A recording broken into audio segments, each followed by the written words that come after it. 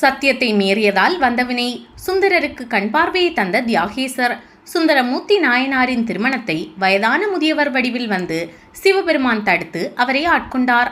அதன்பின் திருவாரூரில் இருந்தபடி பல்வேறு ஆலயங்களுக்கு சென்று திருமுறை பாடும் வரத்தை அளித்த சிவபெருமான் சுந்தரரை தனது தோழனாக ஆக்கிக் கொண்டார். சுந்தரர் ஒருமுறை திருவாரூர் ஆலயத்திற்கு செல்லும் போது பறவை நாச்சியாரை கண்டார். இருவரும் ஒருவரை ஒருவர் பார்க்க முன்வினை பயனால் காதல் ஏற்பட்டு இல்லற வாழ்வில் இணைந்தனர்.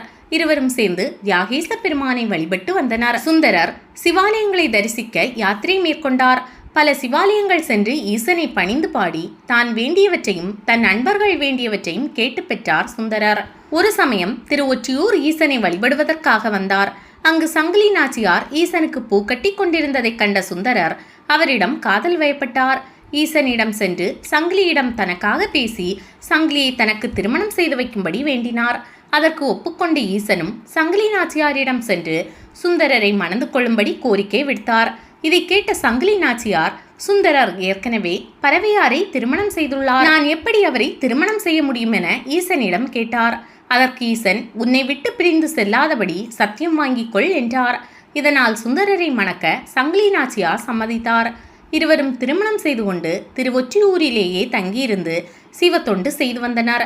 சிறிது காலம் கழித்து திருவாரூரில் நடைபெறும் வசந்த விழாவிற்கு செல்ல வேண்டும் என சுந்தரர் ஆவல் கொண்டார். அதனால் சங்கிலி நாச்சியாருக்கு கொடுத்த வாக்கை மீறி ஊர் எல்லையை தாண்டி சென்றார் சுந்தரர். வாக்குறுதியை மீறியதும் அவரது 2 கண்களிலும் பார்வை பறிபோனது. அதன்பின் பல சிவதலங்கள் சென்று பார்வை வேண்டி பதிகங்கள் பாடினார் சுந்தரர். சுந்தரர் மீது கொண்ட இரக்கத்தால் திருவெண்பாக்கம் என்ற தலத்தில் ஒரு ஊன்றுகோலை கொடுத்தார் சிவபெருமான். அதை பெற்றுக்கொண்டு தன் அடியார்களின் உதவியுடன் பல சிவத்தலங்களை தரிசிக்க சென்றார் சுந்தரர். காஞ்சிபுரம் ஏகாம்பரநாதரை உருகி பாடிய சுந்தரருக்கு இடது கண் பார்வையை வழங்கிய ஈசன் திருவாரூரில் வலது கண் பார்வையும் வழங்கினார். இதற்கிடையே சங்கிலி நாச்சியாரை சுந்தரர் திருமணம் செய்தது குறித்து அறிந்த பறவை நாச்சியார் சுந்தரரை தன் மாளிகைக்குள் விட மறுத்தார். பல சமாதானம் செய்தும் பலனில்லை.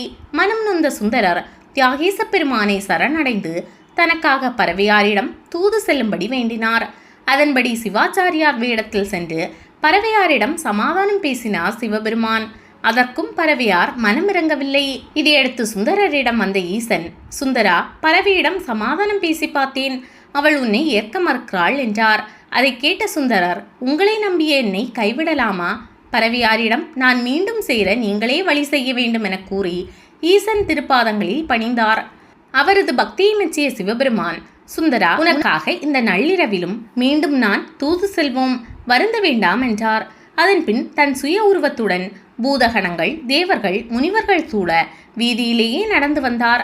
பறவை நாச்சியாரின் மாளிகை முன்புறம் திரு கைலை போல காட்சியளித்தது.